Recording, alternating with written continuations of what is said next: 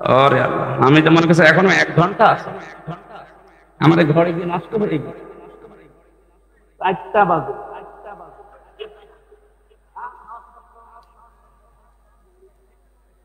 আরে ঘড়ি, ঘড়ি বাদ দাও, এটা ঘড়ি হইলো তোর অবসান একসাথে হয়ে গেছে। না, ডিস্টার্ব হয়ে গেল। এই, কথা বলো।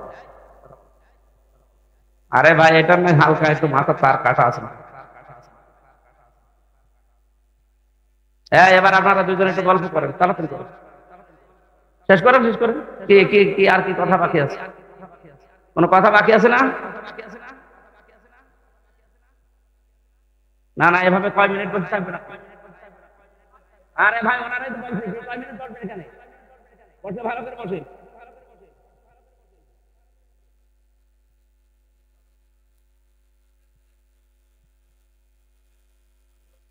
না না, ওর বসা হয়নি।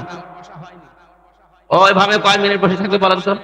এখানে 1 ঘন্টার উপরে কথা বলবো। ওরা ভাই বের করে দেন, না ভালোভাবে বসিয়ে দেন, এটার উপরে চাপ দেন, বসে পড়বে দেন। এমনও মানুষ আছে কোরআনের কথা না বুঝে রাগ করতে পারে, এইরকম শ্রোতা দেশে নেই। এই 15.5 বছর আরো বেশি ছিল। কোরআনে কারীম যেভাবে বলা দরকার ঠিক তো বলতামই ওইভাবে। যেই ফোর্সে আল্লাহ দিয়েছেন ওই ফোর্স মাঝে মাঝে দিলে দেখতাম অনেকেই না বুঝে রাগ করতো। আপনি আমার বিরুদ্ধে বলবেন? আরে ভাই, আমি আপনাকে চিনি। কোথায় আমার বাড়ি কুষ্টিয়ায়, কোথায় আপনার বাড়ি রাজশাহী, জীবনে হয়তো আপনাকে দেখিও নাই। এই জন্য না বুঝে রাগ করা যাবে না। নবীজিকে আল্লাহ জানাচ্ছেন অনেকেই সামনে থাকবে এমন ওরা না বুঝে রাগ করতে পারে। 1 নাম্বার গেল। 2 নম্বরে কোরআনে কারীম শুনতে যারা আসে এদের ভেতরে অনেক মানুষ এমন আছে আবাহমান কাল থেকে এমন এমন নিয়ম নীতি তারা ইবাদত মনে করে পালন করে, আসলে যেটা ইবাদত না। আর এটা সবচাইতে বেশি চলে বাংলাদেশ, ভারত আর পাকিস্তান। বিশ্বের যতগুলো ছোটখাটো দেশে আমি গেছি, কোন দেশে কোরআনের কথা এত বেশি বলা হয় না। অন্যান্য দেশে যতগুলো কোরআনের অনুষ্ঠান আমি করেছি উন্মুক্ত ময়দানে আমি বেশি পাইনি, সবগুলো ইনডোরে। কোরআনের কথা এত ওপেন ভাবে বাংলাদেশে 64 জেলার 630টা থানাতেই কম বেশি আমি বলতেছি, কিন্তু দেখছি অধিকাংশ গুলো মানুষ বানানো ইবাদতে অভ্যস্ত। চট্টগ্রাম সিলেটে 2 বিভাগে আরো বেশি, রাজশাহী শিক্ষা নগরী হিসাবে একটু কম আছে।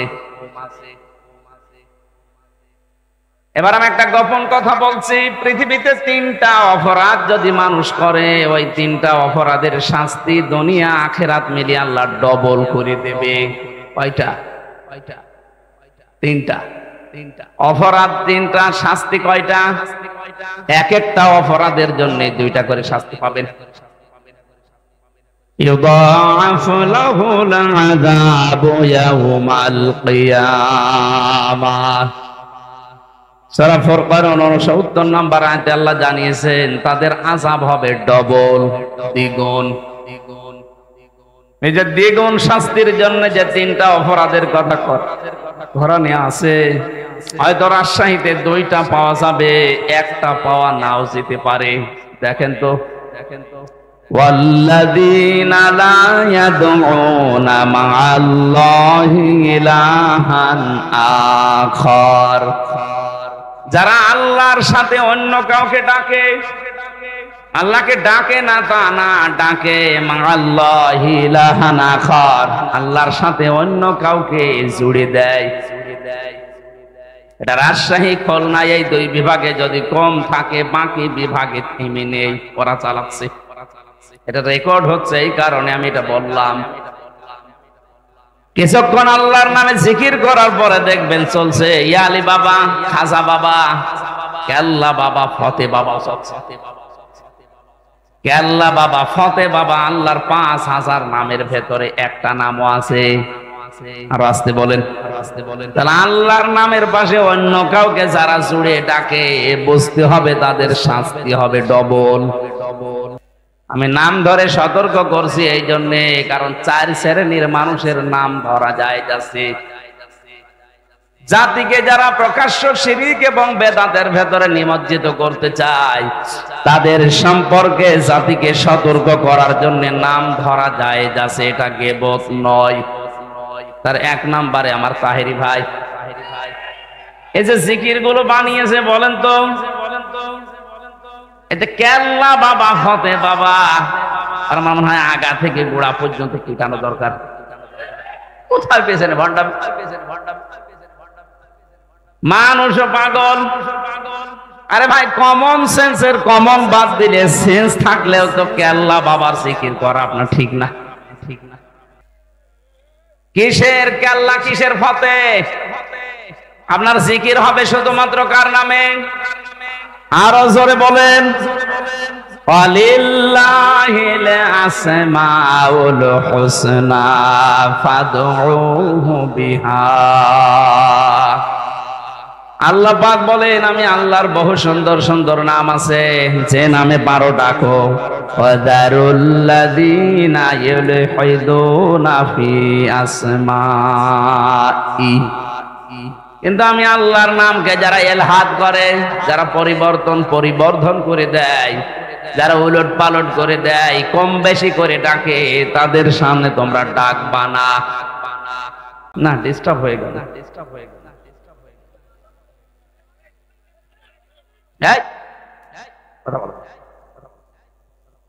আরে ভাই, এটা না হালকা একটু মাথা তার কাটা আছে। এবার আপনারা দুজন একটু গল্প করেন, তাড়াতাড়ি করেন, শেষ করেন। কি আর কি কথা বাকি আছে? কোন কথা বাকি আছে না? না, এভাবে কয় মিনিট বসে থাকবে না। আরে ভাই, ওনারাই তো বলছে কয় মিনিট বসবে এখানে, বসে ভালো করে বসে।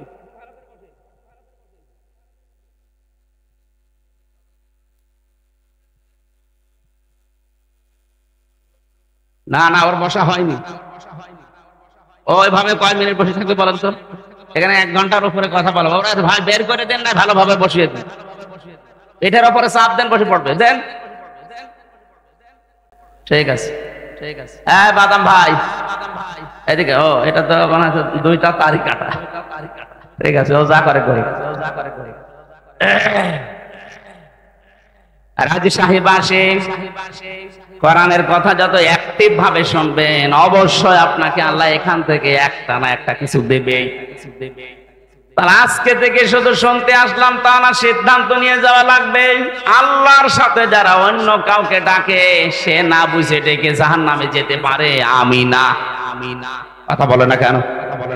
সারা বাংলাদেশ এটা ছড়াবে কালকে। সবাইকে আহ্বান জানাচ্ছি, তাহেরি হোক আর তাহেরির বাবা হোক, যদি আল্লাহর সাথে অন্য কাউকে ডেকে জিকির করে, তার সাথে ডাকা যাবে না। যদি ডাক দেন, আপনার শাস্তি হবে দ্বিগুণ। এটা আমি বানালাম। সূরা ফুরকান 19 নম্বর পারার 5 নম্বর পৃষ্ঠার 1ম নাম্বার লাইনের 1ম নাম্বার আয়াতের 1ম অংশে আছে। যত তাফসীর পাওয়া যায় বাংলাদেশে দেখবেন এই বাংলায় লেখা আছে এইটাই। 2য় নম্বরে, যদিও ইমাজ ভাই বলে ফেলেছেন হালকা, আমি টাচ দিচ্ছি। ওয়াল্লাযীনা লা ইয়াদউনা মা'আল্লাহি ইলাহান আখারা ওয়ালা ইয়াকতুলুনান নাফসাল্লাতী হারামাল্লাহু ইল্লা বিল হক। আদালত কর্তৃক, বিচারালয় কর্তৃক যদি সিদ্ধান্ত ফাইনাল না হয়, আন্দাজে কাউকে মারা যাবে না। যদি কেউ মানুষ হত্যার সাথে জড়িত হয়, তার শাস্তি হবে কয়টা? আরো জোরে বলেন। এই পৃথিবীতে যারা মানুষ হত্যার সাথে জড়িত, আপনি তাদের দিকে তাকান, কি ঘৃণিত করে দিয়েছে আল্লাহ। হিটলার, চেঙ্গিস খান, কথা বলছেন না? 2024-এ 5 আগস্টের আগ পর্যন্ত 2006-এর অক্টোবর 28 তারিখ থেকে শুরু করে যত হত্যা হয়েছে, এর সাথে যারা ডাইরেক্ট ইনডাইরেক্ট জড়িত, তাদেরকে আল্লাহ চেঙ্গিস খানের মতো ঘৃণিত করে দেবে। হিটলার, চেঙ্গিস খান যদি ওরা গণহত্যার সাথে জড়িত হয়, আপনি কি? আপনার জন্য 2332 জন মানুষ হত্যা হয়েছে, একটারও কারণ আপনি দর্শাতে পারবেন না। শুধুমাত্র নিজের অবৈধ চেয়ার ঠিক রাখার জন্য আপনি এই কাজ করেছিলেন। এটা যদি রাজনৈতিক মঞ্চ না, আমি বলছি না, কিন্তু আমি স্পষ্ট করতে চাই, 8, 14, 18 এবং 24 পর্যন্ত যারা নির্বাচনের নামে প্রহসনে চেয়ারে বসেছিলেন, তাদের প্রধানমন্ত্রী বলা, সাবেক প্রধানমন্ত্রী, সাবেক এমপি, সাবেক মন্ত্রী বলাও জায়েজ না। কারণ এরা ভোট চোর, ভোট ডাকাত। ডাকাতকে, চোরকে যদি আপনি সম্মান দেন, হাদিস, কোন জালেমকে যদি কেউ সম্মান দিয়ে ডাকে, সম্মান দেয়, সঙ্গে সঙ্গে আল্লাহর আরশ কাঁপতে থাকে। 15.5 বছরে যে মানুষগুলো মানুষের অধিকার নষ্ট করেছে, এরা আল্লাহর ভাষায় জালেম। কথা বলেন না কেন? জালেমদেরকে কেউ যদি জেনে শুনে সম্মান দেয়, সম্মান দেখায়, সে যেই হোক, আল্লাহর আরশ কিন্তু কাঁপবে।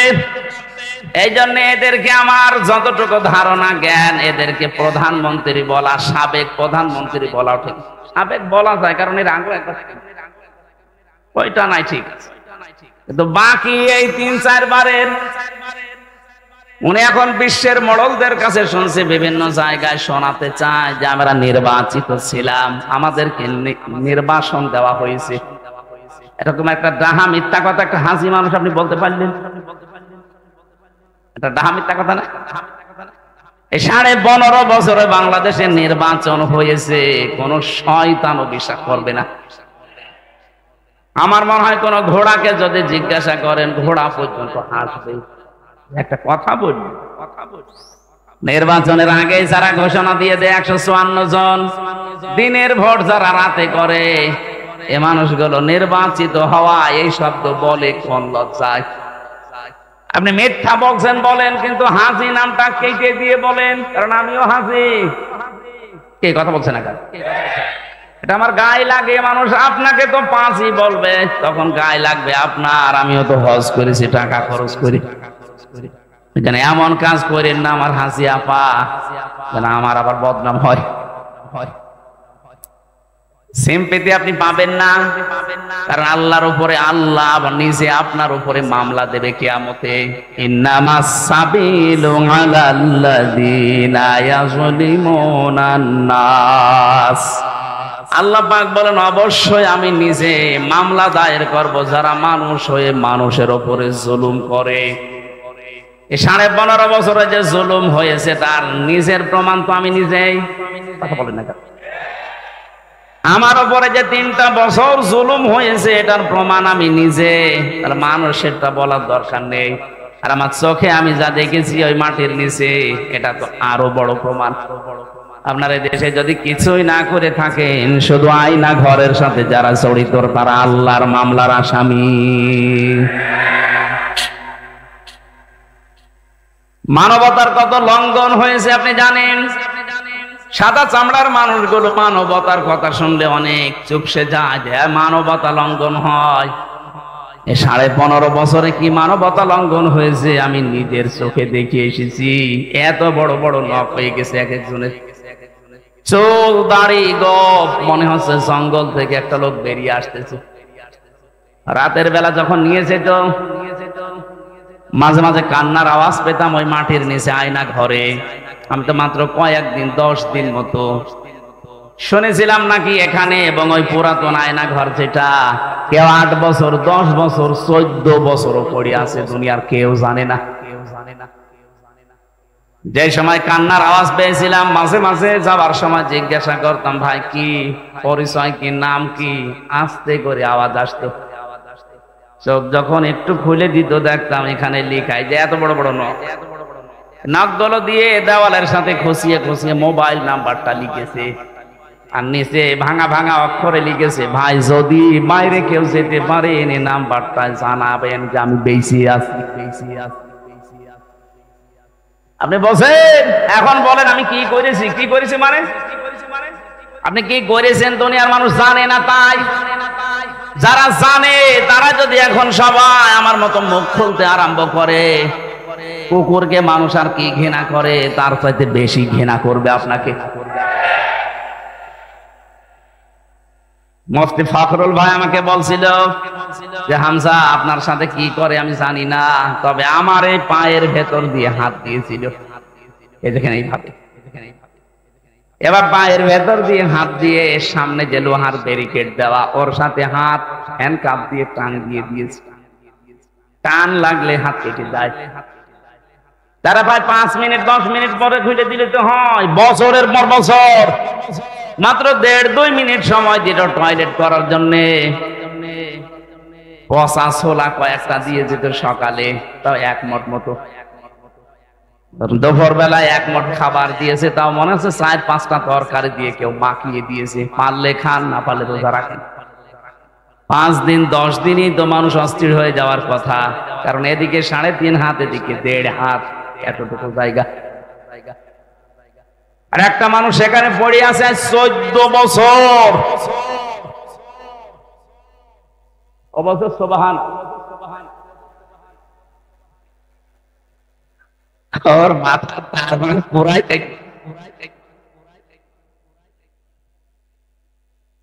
পাগল। ওইটা ঠিক আছে। কি ভয়ঙ্কর অবস্থা বলেন তো! বর্ণনা শুনি আমার এখন নিজেরই ভয় করে, অথচ আমি কাটিয়ে আসলাম 3টা বছর। শরীরে এখন বিভিন্ন রকমের রোগ আজ বাসা বেঁধেছে, এমনি না। এখনো পর্যন্ত আমি স্বাভাবিক না। স্বাভাবিক হতে আমার সময় দেওয়া লাগবে। আল্লাহ রাব্বুল আলামিন বলেন, জালেম যারা আমি এত রেগে থাকি তাদের প্রতি, নিজে কিয়ামতে তাদের বিরুদ্ধে আমি মামলা দায়ের করব। বিচারক আমি নিজে, মামলার বাদীও আমি নিজে। আপনার কি মনে হয় বলেন তো? আমাদের বিরুদ্ধে যদি সলিমদ্দি গলিমদ্দি কেউ মামলা দিত, আমার 3 দিনের বেশি রাখতে পারতো না। কারণ আমি যে জায়গায় ছিলাম, বাংলাদেশের শ্রেষ্ঠ ধনী যারা, তাদের ভেতরে একজন আকিজ গ্রুপ, নাম শোনেননি? আমি তাদের খতিব ছিলাম। কয় টাকা লাগবে আপনার? কিন্তু আমার এমন মানুষ মামলা দিয়েছে যিনি দেশ চালাচ্ছে। এজন্য টাকা দিয়ে দোকানে কাজ না। মামলাটা কতবার সিএমএম কোর্ট, জজ কোর্ট, হাইকোর্টে তুলেছে, বলে না হবে না, লাল দাগ মারাজ। অথচ কয়েকদিন আগে ওই মামলাটা তুলেছিলাম, পুরাটা খারিজ করে দিয়েছে। বিচারপতি এভাবে মামলার নথি হাতে নিয়ে বলছেন, কি দেখে বিচার করব, এর তো কোনো মাল নেই, জান সব খালাস করে দিলাম। বলতে গেলাম যে স্যার এটা তো 3 বছর আপনার হাতেই ছিল। তখন তো বলেন যে যেমন মাল নেই, এখন বলছেন মাল নেই। এইটাই বলতো যে হুজুর কিছু করার নেই, আমার হাত বাঁধা ছিল। কথা বলেন এখন, আমার হাত বাঁধা ছিল, এই জন্য আমি কিছু করতে পারি না। এখন হাত খোলা আছে। যত মামলা এরকম বানানো মিথ্যা আসবে, আমি সাক্ষীও দেখবো না, দেখলেই বুঝতে পারি যে এটা বানানো নাকি। কি মামলা আমি পড়েছিলাম, আমার সাথে একজন ছিল, বলছো ঘরে ঘুমিয়েছিলাম, ঘর থেকে তুলে আনলো, চোখ খুলে দেখছি আমি কি গো, থানার গারদে। আমার এখনো ঘুমের ঘর কাটে নিয়ে ঘুমে অবস্থায় থানার গারদে। পরে জিজ্ঞাসা করছে আমি কোথায়, তো থানায়। কেন? গাছ কেটেছিস? তখন স্বপ্নে। কি চলছিল বলেন দেশে? এই চলছে। এক একজনের নামে মামলা কত 313টা পর্যন্ত পেয়েছি, 570টা মামলা দিয়েছে একজনের নামে। আমারও বলছিল রিমান্ডে যা বলতে বলি, এগুলো যদি ম্যাজিস্ট্রেটের কাছে না বলেন 50টা মামলা দেব। আমি বললাম যে স্যার আপনি কি মামলা বানাবেন? বলছে সব বানানো আছে, শুধু লিখে দেব। অথচ সারা 15 বছর ওরা ছড়িয়েছে যে আমরা ন্যায় বিচার কায়েম করছি। এই দেশ নাকি ন্যায় বিচারের রোল মডেল ছিল। এই হচ্ছে ন্যায় বিচারের নমুনা। এটা আমার নিজের সাথে, তাই বললাম। আমার ধরা থেকে শুরু করে ছাড়া পর্যন্ত পুরাটাই মিথ্যা। ধরিয়ে নিয়ে গেল আমার বাড়ির 2 তলা থেকে। পরের দিন পেপারে দিয়েছে না ওনারা আমরা চোড়হাট থেকে নিয়েছি। পুরাটা মিথ্যা। আর এরপরে যে সাক্ষী 3টা বছর যত রকমের পোড়াটা কি শুরু করেছিল, আর আলেমদেরকে তোলার সময় ওরা এত ভয়ঙ্কর অবস্থা তৈরি করতো আদালতে, মাজায় দিত দড়ি, সে মোটা দড়ি, হাতে দিয়েছে হ্যান্ডকাফ, ডান্ডা বেড়ি দিয়েছে পায়ে, আবার লোহার টুপি দেওয়ার পরে বুকের ওপরে একটা বুলেট প্রুফ জ্যাকেট পরিয়ে দিয়েছে। দৃশ্য দেখে মনে হচ্ছে আরে বাবারে কি না কি, অথচ কিছুই না। এই কাজ যারা করতো আজ তাদের কিছু কিছু মানুষকে, রাজশাহী বিভাগের একজন কালকে নাকি হাইকোর্টে রিট দিয়েছে পলক সাহেব, যে আমি একজন এমপি, একজন মন্ত্রী, আমার ডিভিশন না দিয়ে আমার জঙ্গিদের ভেতরে রেখেছে। আরে ভাই, আপনাকে যে বাঁচিয়ে রেখেছে এইটাই তো কপাল ভালো। আপনি যে কত মানুষ হত্যার সাথে ডাইরেক্ট ইনডাইরেক্ট জড়িত আপনি জানেন? এদেশে একামতের দিনের মানুষগুলোকে হত্যা করা হয়েছে বিচারিক প্রক্রিয়ায় নাম দিয়ে। যে সাক্ষীগুলো দিয়েছিল যারা, সব শোনা সাক্ষী, দেখা সাক্ষী নেই। কারণ দেখবে কি করে, জন্ম 75-এ সাক্ষী দিয়েছে 71-এ। আপনার মা বাবার বিয়েও তো হয়নি, আপনি সাক্ষী দিলেন কি করে?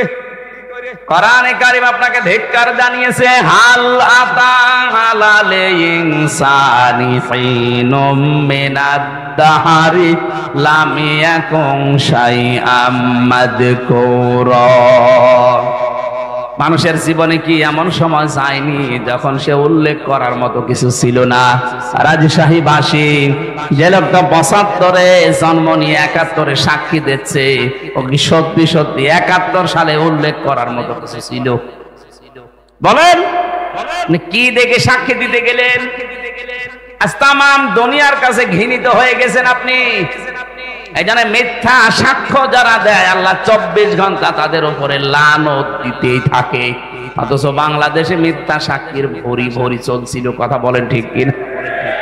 প্রতিযোগিতা আরম্ভ হয়ে গিয়েছিল টাকা খেয়ে। যে ছোট্ট একটা বর্ণনা দিলাম, বলেন তো এই অবস্থায় মানবতার লঙ্ঘন তখন হয়নি? আর এখন ওদেরকে শুধু মাজায় দড়ি না, হাসতে হাসতে নিয়ে যাচ্ছে আদালতে। ডিভিশন দেয় নিতে। আপনাকে ডিভিশন দেবে কোন কারণে? আপনি কি এমপি ছিলেন? আপনি তো সিলেক্টেড, ইলেকশনে না সিলেকশনে। আপনি কিসের এমপি? মিথ্যা কথা বলে নামের আগে সাবেক এমপি লিখলেই হবে। আমরা আপনাকে মানি না। বিশেষ করে 15.5 বছরে যত নির্বাচন হয়েছে সব যেহেতু অবৈধ, এমপিরা অবৈধ। যত টাকা নিয়েছেন সব টাকা ফেরত দেওয়া লাগবে বেতন হিসাবে। কথা বলছেন না? এক একজনের বাড়ি, কেউ বেগম পাড়ায়, কেউ সাহেব পাড়ায়। আমি নিজে সেদিন মালয়েশিয়া দেখে আসলাম। কি এগুলো বলছে সাহেব পাড়া? সাহেব পাড়া মানে লন্ডনে, কানাডায় আছে বেগম পাড়ার, এখানে বানিয়েছে সাহেব পাড়া। কোরআনে কারীমের কথা আমি তুলেছিলাম হারজম দিয়ে। হেনবে আপনি মানুষের সামনে যখন ব্যাখ্যা করবেন, এমন এমন মানুষ আছে বানানো ইবাদত নিয়ে তারা ব্যস্ত। এই যে জিকিরের একটা বললাম, আল্লাহকে ডাকে কিন্তু পাশাপাশি অন্য কাউকে ডাকে, এর শাস্তি হবে দ্বিগুণ। কয়টা? 2 নম্বরে যারা মানুষ হত্যার সাথে জড়িত, যারা যারা করেছেন, আপনার দুনিয়াও শেষ, আখিরাতও শেষ। আপনার শাস্তি ডবল হবে। সূরা আন-নিসার 93 নম্বর আয়াতে ভয়ঙ্কর 5টা সাজার কথা আল্লাহ দিয়েছে যারা মানুষ হত্যাকারী।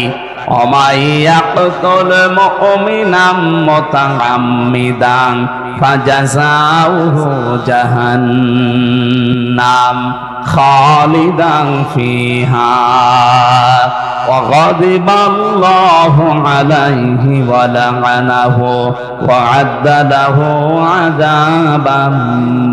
আযাবান আযীমা। যারা কোনো মানুষকে, মুমিনকে ইচ্ছাকৃত হত্যা করে, তাদের 1 নাম্বার শাস্তি আল্লাহ দেবে পুরস্কার হিসাবে জাহান্নাম। কোথায়? আরো জোরে বলেন। সুতরাং 1628টা মানুষ ছিল বাংলার চেয়ারে। কয়টা?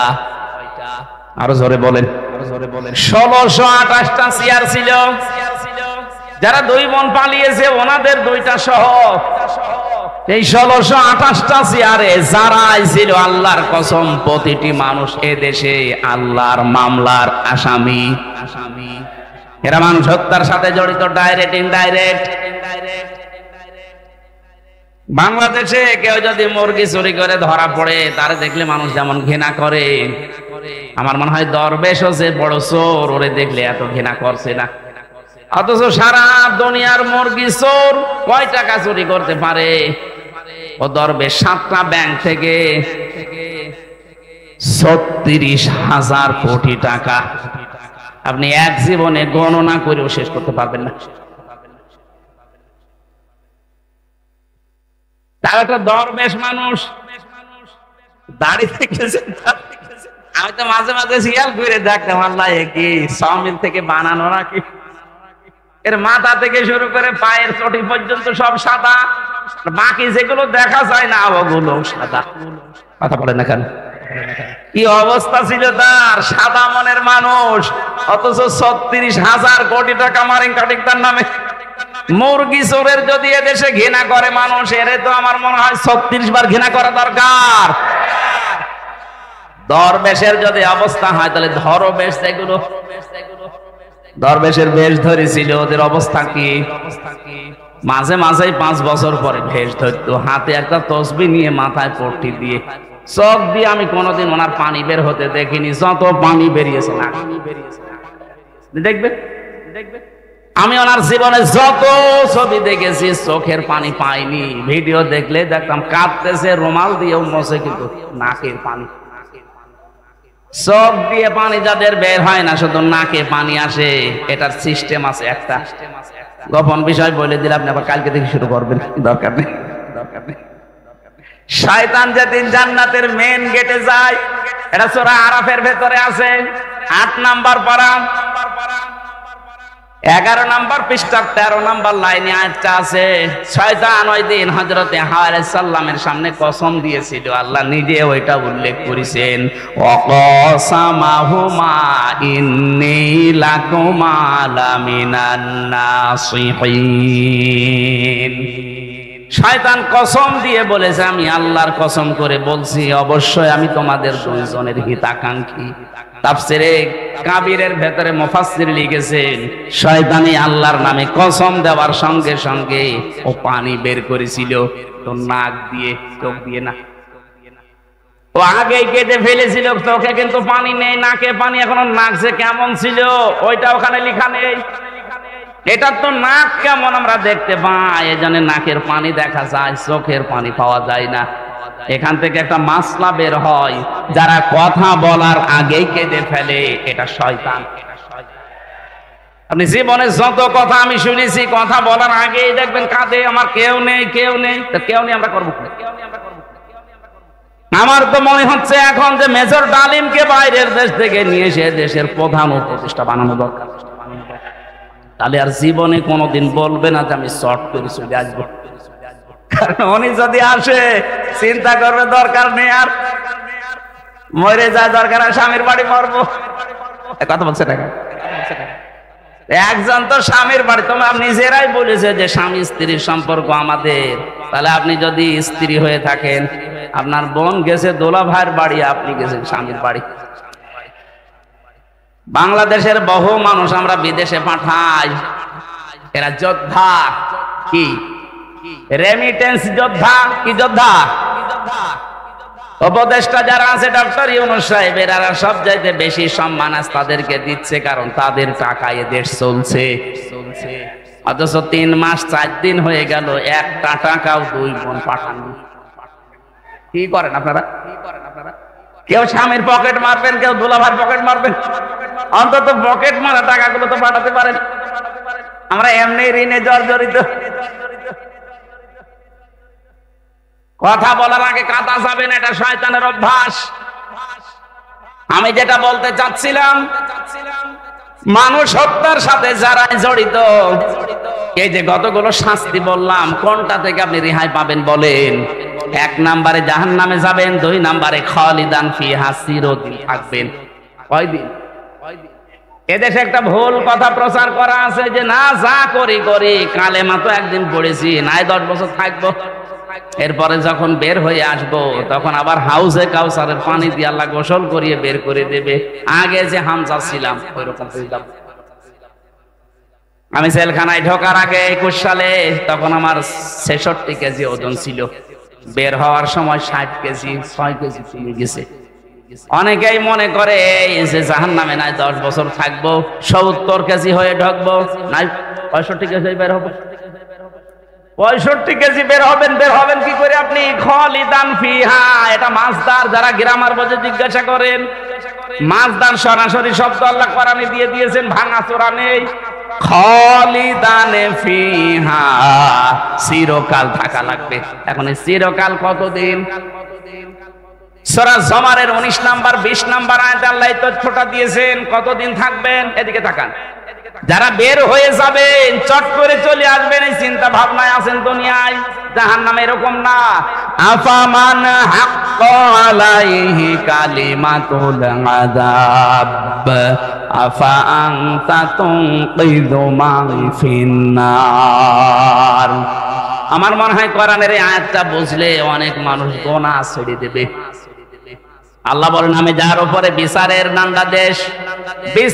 দণ্ডাদেশ দিয়ে আমি আদেশ জারি করে দিয়েছি যে জাহান্নামে যা। আফামান হাক্কা আলাইহি কালিমাতুল আযাব, যাকে আমি আল্লাহ আযাব নির্ধারিত করে পাঠিয়ে দিয়েছি জাহান্নামে। আফা আনতা দিয়েছেন প্রশ্নবোধক চিহ্ন, ইন্টারগেটিভ সেন্টেন্স। আল্লাহ পাক প্রশ্ন দিচ্ছেন, আফা আনতা মানে হে নবী আপনি, তুনকিযু মান ফিন্নার, আপনি কি পারবেন জাহান্নাম থেকে ওই লোকটাকে বের করে নিয়ে আসতে? কে বলছেন? কাকে বলছেন? বলেন। আরে নবী যদি না পারে কাউকে বের করে নিয়ে আসতে, হামজা পারবে? আরো জোরে বলেন। কার ধান্দায় আছেন আপনি? এখনো তাওবা করার সময় আছে। তাওবা এখন করবেন কি করে? অনেকেই মনে করছে যা করেছি আস্তাগফিরুল্লাহ। না, এটার নাম তাওবার একটা বাক্য। আপনি যদি তাওবা করতে চান, অপরাধ করেছেন যার কাছে, স্বীকার করবেন তার কাছে। কথা বলেন না কেন? স্বীকার করতে যে সে যদি বলেন না আমি ক্ষতিপূরণ চাই, এই 15 বছরে আপনার কারণে আমি ব্যবসা করতে পারি নাই, আপনার কারণে আমি উপরের চেয়ারে উঠতে পারি নাই, এরকম অবস্থা ছিল না? আপনার কারণে আমার ছেলে গুম হয়ে গেছে, আপনার কারণে আমার আবু সাইদ মারা গেছে, আমি আপনাকে মাফ করতে পারি, আমার আবু সাইদকে ফেরত দিন। আমি আপনাকে মাফ করতে পারি, এই 15.5 বছরে আপনার কারণে আমার 50 লাখ টাকা লস হয়ে গেছে, আপনি বিনা কারণে মিথ্যা মামলা দিয়ে, মিথ্যা সাক্ষী দিয়ে 10 বছর নষ্ট করে দিয়েছেন, আমি ওইগুলো ফেরত চাই। ক্ষতিপূরণ হিসাবে যা চাবে তাই দেওয়া লাগবে। এরপরে আস্তাগফিরুল্লাহ। জেলখানায় থাকাকালীন একটা ওসি পেয়েছিলাম, আমি তো ফাঁসির কন্টেম সেলে থাকতাম। উনি একদিন এসে আমারে বলছে, হুজুর আপনি দেখেন তো আমি একটা আস্তাগফিরুল্লাহ পড়লাম, কেমন হয়েছে? আমি মনে করছি আস্তাগফিরুল্লাহ হা রাব্বি মিন কুল্লি বলবে। ও আল্লাহ না, বলছে আমি বাইরে ছিলাম। এই যে ভোট গেল 24-এ, না এর আগে 18 এই ভোটে আমি বাইরে ছিলাম। রাত 12টার পর থেকে আমার যা আন্ডারে আছে, আমার এসআই কনস্টেবল দারোগা, এদেরকে নিয়ে আরো একটা বাহিনী সাথে নিয়েছিলাম। এদেরকে নিয়ে রাত 12:30 থেকে ভোট কারা আরম্ভ করেছি ফজরের আযান পর্যন্ত। বাক্স ভর্তি করে পাঠিয়ে দিলাম। গোসল করার পরে ওযু করলাম, 2 রাকাত নামাজ পড়লাম, এরপরে বললাম আস্তাগফিরুল্লাহ। হুজুর আমার এই তাওবা হয়েছে না। আপনি তো আল্লাহর কাছে অপরাধ করেন যে আস্তাগফিরুল্লাহ পড়বেন, আপনি অপরাধ করেছেন হামজার কাছে। এই বলেন, একটা এমপি বানাতে 3.5 লাখ থেকে 4 লাখ হামজা লাগে, আমাদের রায় লাগবে। আপনি একটা রায়ও দিতে দিলেন না, দিনের ভোট রাতে করে ফেললেন, এখন বলছেন আস্তাগফিরুল্লাহ। আপনি কি আল্লাহর কাছে দোষ করেছেন? আপনার মাফ হতে পারে। জেল থেকে বের হওয়ার পর 3.5 থেকে 4 লাখ হামজা ওই আসনে যারা ছিল, উনি ফেনীতে ছিল ওই সময়, 3.5 লাখ 4 লাখ হামজার কাছে মাফ চাবেন। ওরা যদি মন থেকে বলে ঠিক আছে জান ছেড়ে দিলাম, তারপরে পড়বেন আস্তাগফিরুল্লাহ। কিন্তু ভয়ঙ্কর বিষয়, আপনি এই 3.5 থেকে 4 লাখ হামজার এই 4-5 বছরে অনেকেই মারা গেছে, তাদের পাবেন কোথায়? সুতরাং জালেমকে যারা অত্যাচারী মানুষদেরকে যারা চেয়ারে টিকিয়ে রাখতে গিয়ে নিজের জীবনটাও ধ্বংস করে দিলেন, কি করলেন আপনি বলেন তো? এখান থেকে শিক্ষা কি? আল্লাহ রাব্বুল আলামিন সূরা নমল 19 নাম্বার পারা 20 নাম্বার পৃষ্ঠা 7 নাম্বার লাইনের 52 নাম্বার আয়াতের মাঝের অংশে জানিয়েছে, খুব ভালো করে শুনবেন। ফাতিলকা বুয়ুতুহুম খাবিয়াতাম বিমা যালামু। আল্লাহ জানে এই হাত দিয়ে দেখাচ্ছে, ওই রাজশাহীর মানুষরা, ফাতিলকা বুয়ুতুহুম, এই সেই ঘরগুলো। যদিও আল্লাহ এটা হযরত লূত আলাইহিস সালামের জামানার কাহিনী আমাদেরকে স্মরণ করাচ্ছেন, কিন্তু বাংলাদেশের সাথে আয়াতটা মিল আছে। আল্লাহ বলেন এই সেই ঘরগুলো খাবিয়াতাম বিমা যালামু, এই ঘরের বাসিন্দা যারা ছিল, মালিক যারা ছিল, তাদের জুলমের কারণে এই ঘরগুলো আমি আল্লাহ উজাড় গৃহ বানিয়ে দিয়েছিলাম, জনশূন্য বানিয়ে দিয়েছিলাম। দেখেন না কেমন পড়ে আছে। আমার তো মনে হচ্ছে ১৫০০ বছর পর ২০২৪ সালের ৫ই আগস্টের বিকাল ৫টা বাজতে বাজতে আয়াতটা আরেকবার নাযিল হয়েছে। আল্লাহ যেন সারা বাংলাদেশের মানুষকে দেখাচ্ছে, ফাতিলকা বুয়ুতুহুম, পাইতুন না বুয়ুত, বহু বছর। একটু তাকাও না কেন জালেমদের ঘরের দিকে, কি জনশূন্য উজাড় গৃহ হয়ে পড়ে আছে ঘরগুলো। এর বাস্তব প্রমাণ দেখেছে আমার কুষ্টিয়ার হানিফের বাড়ি। বিকাল ৫টা বাজতে বাজতে একটা ইটও জনগণ রাখে নাই, টয়লেটের প্যান পর্যন্ত খুলে নিয়ে চলে গেছে। আমার মনে হয় ও যদি থাকতো ওর সব কেটে শেষ করে দিত। শুধু একটা, আমার তো ৬৩০টা থানায় দেওয়া হয়ে গেছে প্রায় কম বেশি। যত জায়গায় যাচ্ছে দেখি জালেমদের বাড়িগুলো আজ আয়াতের সাথে মিল আছে। খাবিয়াতান, আল্লাহ বলেন আমি জনশূন্য করে দিয়েছি, ঠিক জানো তাই। কেউ আর এখন ওখানে থাকে না, বাড়ি ঘরগুলো এখন অভিশপ্ত, উজাড় গৃহ হয়ে গেছে। এত দামি বাড়ি যেটা মানুষ গেলে অনেকে চমা খেত। পরশু দিনের পত্রিকায় দেখলাম সেখানে দলবদ্ধ হয়ে অনেকে টয়লেট করছে। জামাতবদ্ধ টয়লেট চলছে। আমি ১৬ সালে একবার হজে গিয়ে কাবা শরীফ তাওয়াফ করার পর উপরে গেলাম, যে দেখে আমার পেটে যন্ত্রণা। এক পুলিশ ডাকলাম, ইয়া সাদিক তাআল, বন্ধু এদিকে আসেন। কি এতক্ষণ তো আমার ভালোই লাগছিল, হঠাৎ আমার পেটে ব্যথা করছে, কি কারণে? এখানে ডাক্তারের কোনো কি ফার্মেসি এগুলো কই? আমারে বলছে ইয়া হাজিউল হুজ্জাতাই না বিলাদুকা। ও হাজি, দেশ কোথায়? জি তুমি বাংলাদেশ। বাংলাদেশ থেকে এসেছি। আমারে বলছে হাজি জানেন না এটা কোন জায়গা? না তো। আবু জাহেলের বাড়ি। আপনি এখনো পায়খানা না করে দাঁড়িয়ে আছেন, তাড়াতাড়ি করেন। পায়খানা করে দেখে আমার পেটের যন্ত্রণা ব্যথা ভালো হয়ে গেছে। আমার মনে হয় আল্লাহ আমাকে জানাতে চেয়েছে, হামজা এত টাকা খরচ করে আসলে আরে শয়তানের বাড়িতে পায়খানা না করে চলে যাবা, তাড়াতাড়ি করো। ১৫০০ বছর পরে ঠিক জালেমদের বাড়িগুলো আল্লাহ ওই কায়দায় বানিয়ে দিয়েছে।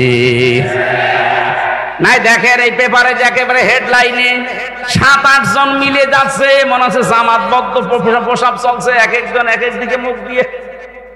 প্রত্যেকের হয়তো পেটে ব্যথা, আমার মতো নয়, কোনো মান্নত করে যাচ্ছে। কথা বলছি না কেন? আল্লাহ খাবিয়াতানটা মনে হচ্ছে দেখিয়ে দিয়েছে। খাবিয়াতান মানে উজাড় গৃহ, জনশূন্য, মানব শূন্য করে দেব, শয়তান পর্যন্ত ওখানে থাকবে না, এমন ভুতুড়ে করে দেব। আল্লাহ তাই করে দিয়েছে। পরশুদিন আমার মনে হয় আমার ছিল দিনাজপুরে, ওখানে যিনি ছিল তার বাড়িটা এখন জাতীয় টয়লেট হয়ে গেছে। রাজশাহীর অবস্থাও একই। কথা বলে না কেন? এর পরের শব্দটা বলার জন্য আমি এ পর্যন্ত এসেছি। এখানে আরবি গ্রামার যারা বোঝে, লামে তাকিদ আছে, দেখবেন ইন্না ফি যালিকা লায়াতাল লিকাউমিন ইয়ালামুন। আল্লাহ পাক বলেন অবশ্যই এর ভেতরে শিক্ষা আছে তাদের জন্য, যে মানুষগুলো দুনিয়া একটু জ্ঞান রাখে। কি নেবেন এখান থেকে শিক্ষা? এত বড় বড় জালেমদের 15.5 বছর এত বড় ক্ষমতাধারী মানুষ। আমি হানিফ সাহেবের নাম বললাম কারণ কি দাপট ছিল দেখেছেন। কথা বলছেন এখানে কুষ্টিয়া সহ প্রায় 15টা জেলায় আমারে আসতেই দেয়নি। 3 বছর জেলে রাখার পর ওর স্বাদ মেটে নাই। আমার নিজের জেলা কুষ্টিয়া, অথচ আশপাশের প্রায় 14-15টা জেলায় আমারে ঢুকতে দেয়নি। বলছে অন্য হুজুর নিয়ে আসো, হামজা যেন না আসে। অন্য হুজুর এসে আপনার বাবার কথা বলবে। কোথায় গেলেন আজকে? কোথায় আছেন আপনি? খুঁজতেছে আপনাকে জনগণ, কই না আর কোনো খোঁজ নেই। বাড়িটা এখন জাতীয় টয়লেট বানিয়ে দিয়েছে আল্লাহ। তার সম্পদাদি আজ কোথায়? কোটি কোটি কোটি কোটি টাকার মালিক ছিল। হ্যাঁ, আত্মীয় স্বজন দেশে নেই, সব কানাডায়। স্ত্রী সন্তান ছেলে মেয়ে যা আছে সব পাঠিয়ে দিয়েছে। এদেশে ছিল কোথায় আছে আল্লাহ জানে, আর সে জানে। এখান থেকে আল্লাহ লামটা তাকিদ দিয়ে আমাদেরকে জানাতে চেয়েছেন, বাংলার মানুষেরা, এরা এত বড় দাপটওয়ালা মানুষ যদি এখন জাতীয় টয়লেট বানিয়ে ফেলে বাড়ি ঘর জনগণ, 5 বছরের জন্য সামনে যারা আসবা এরাও যদি এদের মতো জুলুম করো, তোমাদের বাড়ি ঘর টয়লেট হয়ে যাবে।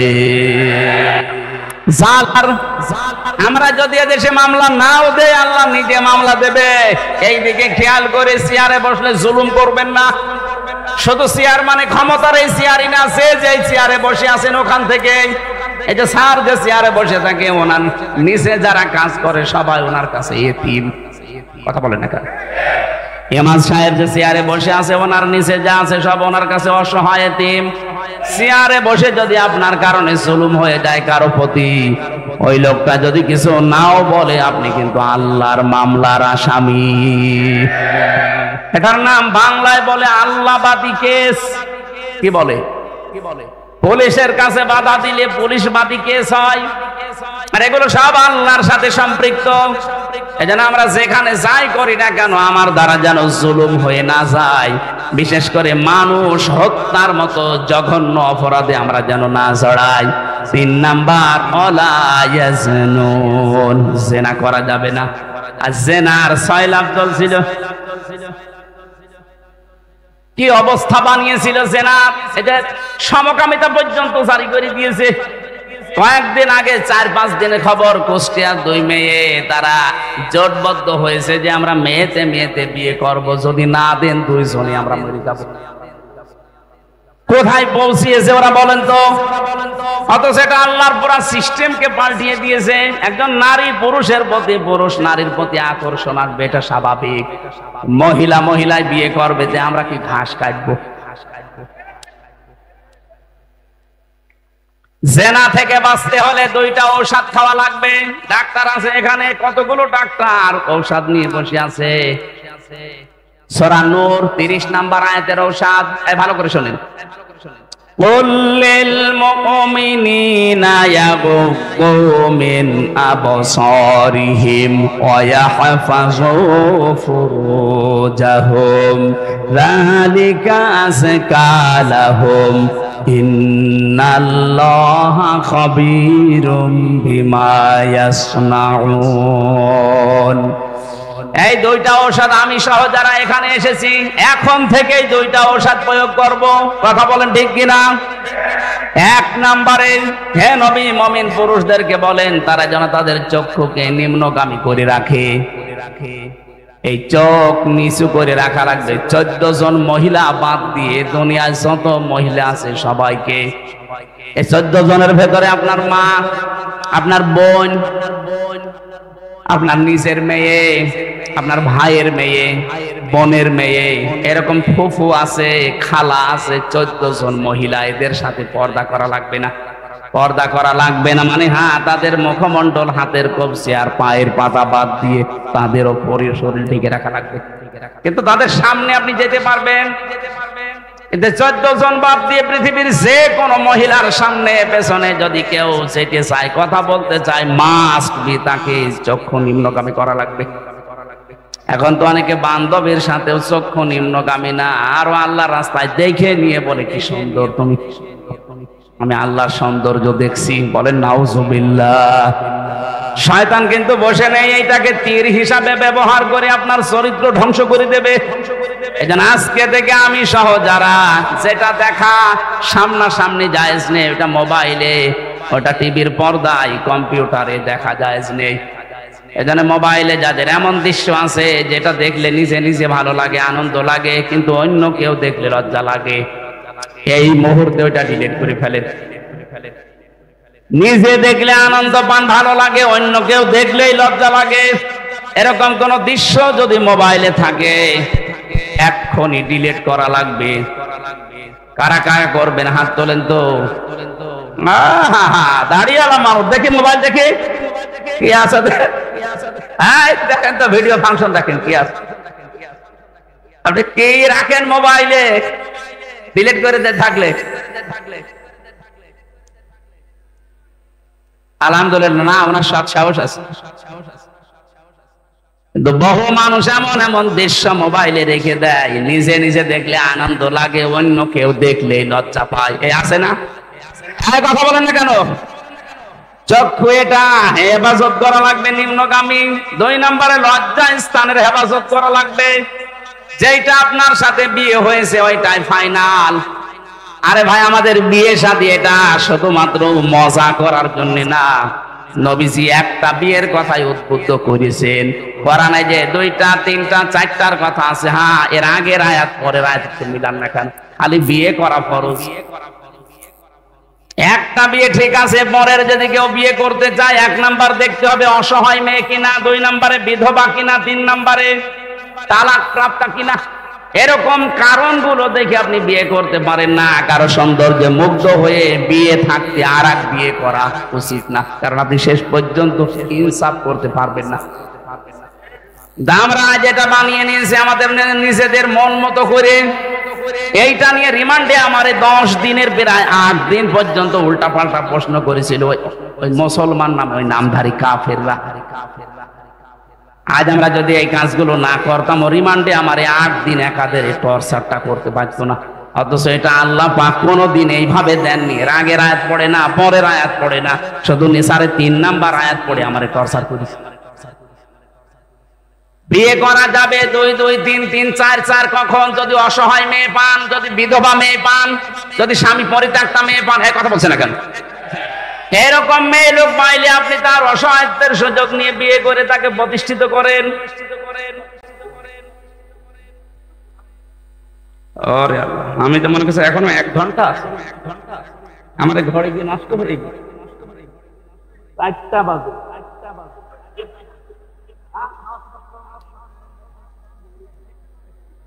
আরে ঘড়ি বাদ দাও, এটা ঘড়ি হইলো তোর অসনের সাথে হয়ে গেছে। আপনারা এই মাহফিল তো মাদ্রাসা, তো যারা টাকা পয়সা এনেছেন দান করার জন্য দিয়েছেন, আরো ওই যে গেটে যাদের আছে লোক ওখানে দিয়েছেন, ভাই আপনার দায়িত্ব নিয়ে দিয়েছেন। আপনার টাকা যদি কোরআনের পেছনে না যায় কোথায় দেবেন? অবশ্যই দিয়ে যাবেন। আর মাগরিবের পরে আরো অনুষ্ঠান আছে, আমরা ওখানে কথা বলবো। আমার আজকে 112 নম্বর আয়াত ছিল সূরা নাহলের। একটা গ্রাম নিয়ে আল্লাহ এই ওয়াজটা করেছিলেন, আমরা দেখি মাগরিবের পরে কোণে আছে, ওখানে যে কথা বলবো। আল্লাহুম্মা আমিন। লা হাওলা ওয়ালা কুওয়াতা